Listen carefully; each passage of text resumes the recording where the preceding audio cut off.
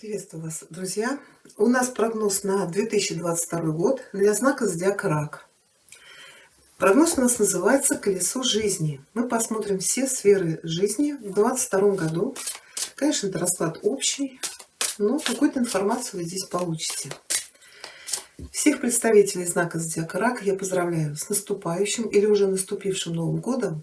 Я желаю вам счастья, здоровья, удачи, успехов, чтобы все ваши мечты, планы и намерения реализовались. И чтобы 22 год был легче, чем был 20 и 21. Давайте посмотрим, что вас ждет в 22 году представителей знака зодиака Рак. Да, в конце расклада у нас будет маятник. Если есть у вас какая-то мечта или желание, давайте посмотрим, исполнится ли оно в 22 году. Первое у нас это карьера, работа, бизнес. Что у вас будет происходить в 2022 году? Совет. Финансы. Совет. Любовные отношения, семейные отношения, брак, новая любовь. Совет. Отношения с другими людьми. Это могут быть ваши родственники, дети, родители, друзья, коллеги на работе, бизнес-партнеры. Давайте посмотрим, что здесь. Совет. Ваше эмоциональное состояние, настроение в 2022 году. Совет. Творчество, творческие проекты. Совет. Отдых, развлечения, поездки. Совет. И собственное развитие, обучение. Какие здесь у вас перспективы? Совет. Еще у нас будет одна карта. Это общий, основной акцент этого года, на что вам нужно будет обратить внимание. Карту мы откроем в конце. Ваш расклад готов. Давайте приступать. Первая карта у нас это, первый пункт у нас это карьера. Здесь у вас старший аркан сила, карьера, работа, бизнес. Карта говорит, что сил, энергии вам будет хватать, может быть, справляться с какими-то трудностями, может быть, конкуренты или завистники, или большой объем работы. И в то же время старший аркан силы говорит, что работа это вам в радость. То есть вы прекрасно справляетесь и с теми, кто вам мешает, и с какими-то препятствиями. Но еще это карта мудрости. Это когда наша внутренняя сила, может быть, терпение, укращают и наше нетерпение, желание быстрее и сразу. Но сила говорит, что вы решите, какие бы трудности ни были, вы обязательно все разрешите, при этом станете намного сильнее. Здесь начало нового проекта. Почему сила говорит, что вы прям окунетесь в это с желанием, энтузиазмом? Восьмерка пентаклей всегда говорит о предполагаемом или уже запланированном начинании. То есть человек над чем-то начинает усердно трудиться. Это или начало нового перспективного пути, нового проекта, нового бизнеса, но здесь от вас еще потребуется обучение и получение новых знаний. То есть это карта подмастерья. Да, здесь есть возможности для повышения заработков, продвижения по карьерному пути, а также и обретения материальной стабильности. У вас еще в деньгах здесь туз пентаклей. Кто-то из раков может получить, например, новую работу или новую должность, или, например, начать новый какой-то проект. У нас здесь туз идет на повышающий, да, двойка, тройка, четверка. То есть тут есть перспективы карьерного роста. Да, учиться придется, сил придется много потратить, энергии, но это вам в радость. Это что-то, что доставляет вам удовольствие.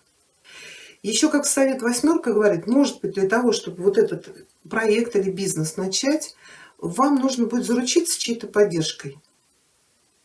Может быть протекция на работе или может быть финансовая поддержка от кого-то. Потому что туз пентаклей это может быть вот дар, да, это может быть подарок, это может быть помощь или все-таки туз это начало, да, это открытие нового денежного канала. И колесница, да, здесь продвижение вперед, это рост полномочий, это развитие. Если это решение финансовых вопросов, здесь может быть по тузу пентаклей и в совет колесницы, да, здесь может быть, например, покупка автомобиля. Да, автомобиль может быть для вас полезен, как ездить на работу, а может быть, вы будете на нем зарабатывать. Но еще это приход денег, это решение финансовых вопросов. Еще для кого-то здесь из раков может быть покупка недвижимости и переезд. Покупка или продажа. То есть вы можете продать недвижимость и куда-то переехать, в другой город, другая страна. Или купить. Туз пентаклей может говорить, или вам кто-то окажет помощь, например, родители дадут на первый взнос, или вам одобрят ипотеку, и вы сможете решить свои жилищные вопросы. Хорошо, любовные отношения, семья, брак. Да, здесь верховная жрица. У кого-то может быть тайная связь. Но еще верховная жрица это ожидание чего-то. Нет, здесь тайная связь и борьба за свою любовь. Если вы еще в поиске, то вы можете познакомиться, но, скорее всего, человек будет не свободен. Если вы уже состоите в несвободных отношениях, сейчас я еще одну карту хочу. Здесь идет борьба за свою любовь. Чем эта борьба закончится? Но туз мечей, это может быть и вступление в брак, это может быть и развод. То есть туз мечей это мы принимаем решение. Мы расставляем все точки над и о чем-то договариваемся. Для тех, кто в поиске, еще здесь не обязательно зависимые отношения. Здесь может быть просто ожидание встречи партнера. Пятерка может говорить, что вы более... То есть приходит человек, знакомство по тузу мечей, но вы сомневаетесь. Это борьба с собой. Вступать, не вступать в эти отношения. Или, может быть, придется за эти отношения еще и там конкуренты какие-то будут, претенденты, повоевать. Но есть шанс у вас добиться желаемого, поставленной цели. Но вот туз мечей, новое начало. Но здесь что-то более официальное. Какая-то недосказанность есть, да? Так, сейчас еще одну карту. У кого-то здесь развод. А у кого-то, кто пока еще не в отношениях, борьба с собой, человек появляется. Четверка может говорить об избирательности даже. То есть с кем отношения мне не нужны, у вас чересчур завышены рамки. Но в любом случае приглядитесь к тому человеку, который у вас появится. А для тех, кто состоит или вступит в отношения с несвободным человеком, здесь вас постигнет разочарование. Человек, скорее всего, так и не примет решение. Но мы смотрим год, но все-таки подумайте, стоит ли вступать в эти отношения. Тратить свою жизнь на несвободного человека. Так, хорошо. Отношения с другими людьми, это могут быть коллеги на работе, бизнес-партнеры, клиенты, заказчики. Это могут быть ваши друзья, дети, родители, какие-то родственники. Здесь ложится двойка жезлов. А что у нас совет ложится? Четверка, да? Четверка говорит о коммуникациях, об общении. Это, знаете, когда люди очень гостеприимные, они сами приглашают родных, близких, друзей, встречаются в какие-то праздники, компании. Двойка жезлов-то что у нас? Может быть, у кого-то ожидание какого-то переезда для дома. То есть, знаете как, вот мне сейчас и хочется собрать друзей, но мне негде. Вот сейчас я перееду, и тогда я вот такой праздник устрою. Потому что двойка иногда говорит о какой-то дороге, которую вы ждете. То ли вы здесь мало общаетесь из-за того, что какие-то домашние дела, может быть, там строительство, ремонт пока не закончится. Или вы здесь куда-то переезжаете всем домом, и поэтому пока вот по двойке. Нет, двойка это нет, это не общение. Это какие-то планы, связанные с вашей то ли работой, то ли местонахождением. Ну, вот как-то так. Но в любом случае, совет вам говорят, общайтесь, коммуницируйте с другими людьми. Если вас куда-то приглашают, ходите. То есть вот по четверке этот человек открыт для новых знакомств, новых встреч. А двойка человек закрыт. Хорошо. А ваше эмоциональное настроение, состояние. Король мечей. Король мечей. Ну, это не ваша масть. То есть у вас настроение будет зависеть от какого-то короля мечей. Для женщин это может быть ваш возлюбленный, супруг. И в совет у нас ложится звезда. Да, смотрите, для мужчин карта может показывать, что вам нужно будет, чтобы гармонизировать свое настроение и состояние, вам нужно будет действовать как король мечей. Не как король кубков, не на эмоциях, а с позиции разума. Король мечей у нас это человек, который олицетворяет власть, контроль, управление. Он способен управлять людьми, а также урегулировать споры, конфликты. И вот в 2022 году судьба вам предоставит шанс решить какой-то важный вопрос или же навсегда избавиться от какой-то беспокоящей вас проблемы. Но ситуация будет складываться в вашу пользу, или же вам нужно будет помощь такого короля мечей, чтобы осуществить какую-то вашу заветную мечту. У кого-то здесь может быть это врач, который даст вам надежду на исцеление. Еще король мечей это может быть адвокат, судья. Если у кого-то здесь стоит бракоразводный процесс, то здесь нужно будет обратиться к такому человеку, чтобы пройти какие-то испытания. И вот у нас звезда всегда приходит после башни. Да? Башня это вот слом чего-то. Но я говорю, это человек, который поможет исполнить вашу какую-то мечту и даст вам надежду на благополучное будущее.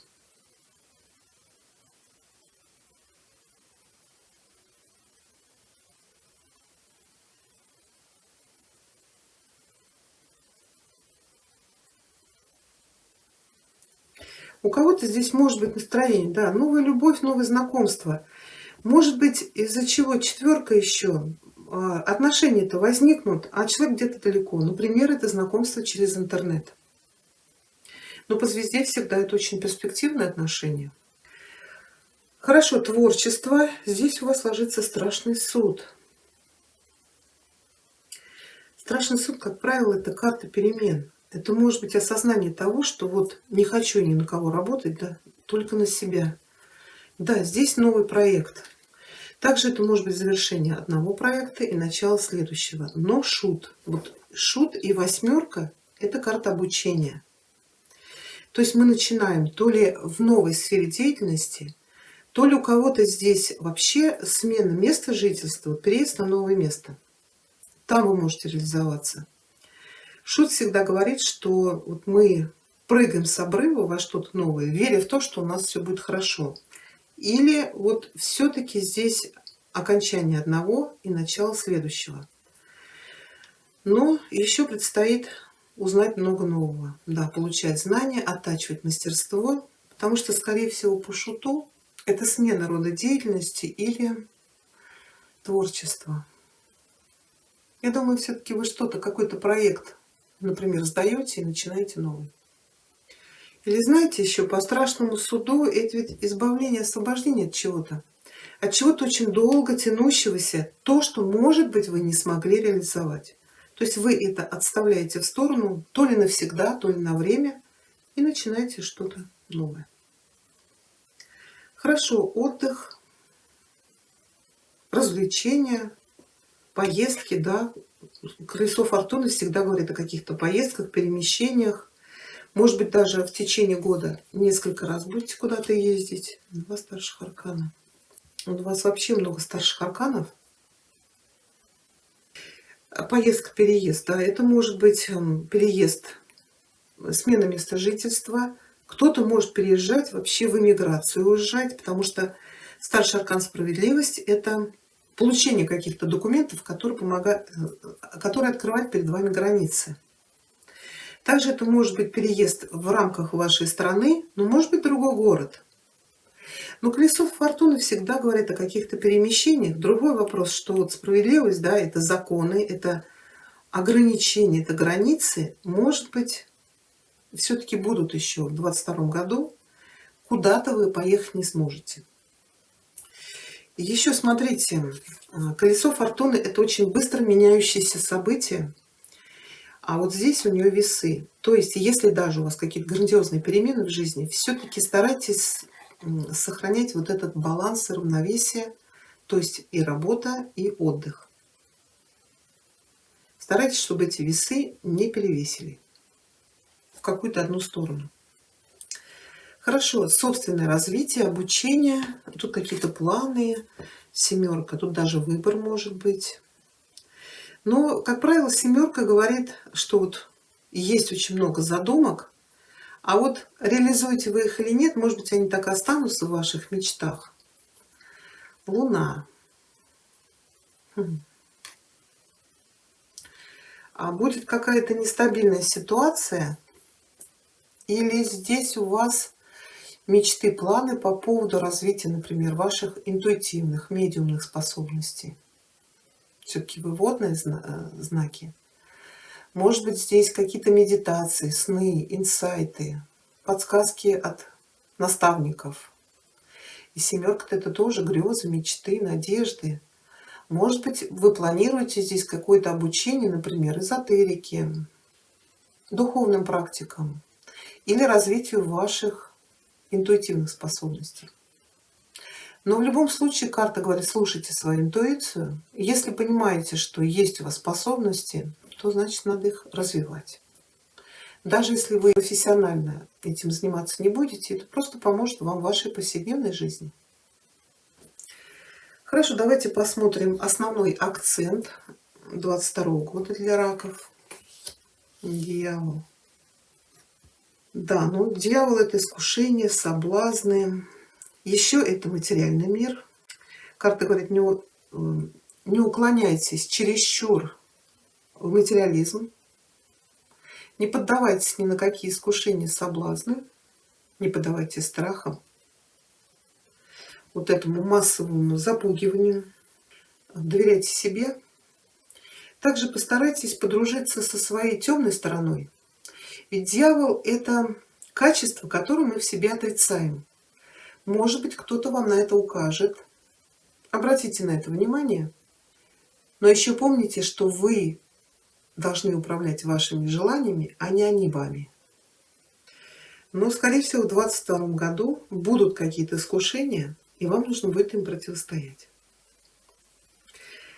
Хорошо, давайте получим для вас советы.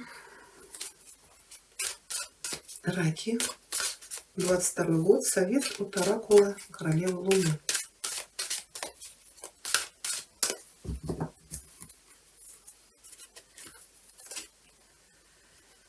Так, блоссоминг — это цветение. Карта говорит: если вы в 2022 году что-то запланируете, не сдавайтесь. Не обращайте внимания на то, что другие думают или говорят о вас. Потому что кто-то может завидовать вашим успехам. Вот для вас в 2022 году пришло время расцвести. Мы сажаем семена, физические или метафорические, а для того, чтобы из них расцвело то, что мы хотим. Хорошо, давайте посмотрим совет от оракула «Магические врата», Раки, 22 год.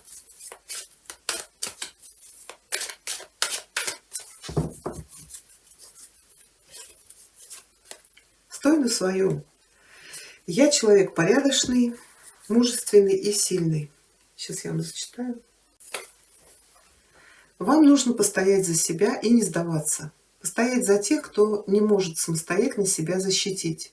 Верьте в себя и твердо отстаивайте правое дело. Вы — сила добра. Ну, давайте мы посмотрим с вами ответ маятника. Исполнится ли ваше желание или ваша мечта в 2022 году? Надеюсь, вы уже загадали. Или у вас уже была эта мечта. Так, раки. Маятник, ответь, пожалуйста, представителям знака зодиака Рак, исполнится ли их мечта или желание в 2022 году.